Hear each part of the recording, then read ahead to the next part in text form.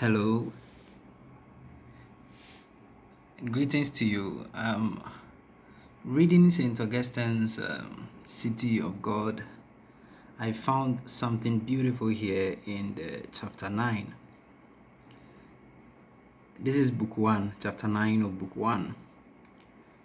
In chapter 9, he talks about why the good and the evil suffer calamities. That is something that it has bothered us for a very long time.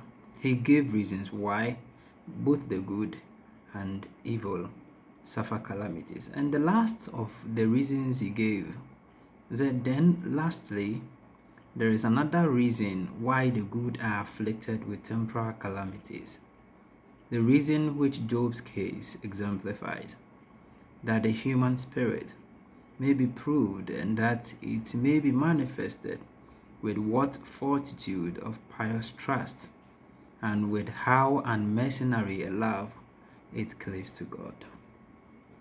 So beautiful. The last part talking about mercenary love, how unmercenary a love. Talking about mercenary, if someone is a mercenary, that person works for a pay. And the love we have for God should not be for a pay. So that if a good person will not be afflicted by calamity, then it means we will love God so that we escape calamities. So for any good person, that's why he's saying Job's case is an example to remain calm, resolute, strong, and still keep piety despite the calamities that befall him. Then the person loved God not because of any reward or any good God holds for him, but because he loved God and want to be in God's embrace. That's all. And this is what Augustine thinks. So God uses this to prove us, or if not God, it helps us to see that we love God for his sake and not for our sake. No, he has something similar in chapter 8. In chapter 8, he was talking about the service of God. God refusing good to some of his chosen. Those people who are good, and they ask and they don't receive. And it looks like the good things of this life are there for both the good and the bad.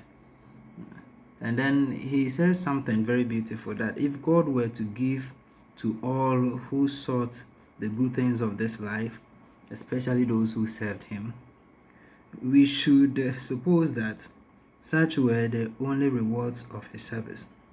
And such a service would make us not godly, but greedy, and rather covetous. It's something that I think we should check. I wish to find this and then maybe read the portion there.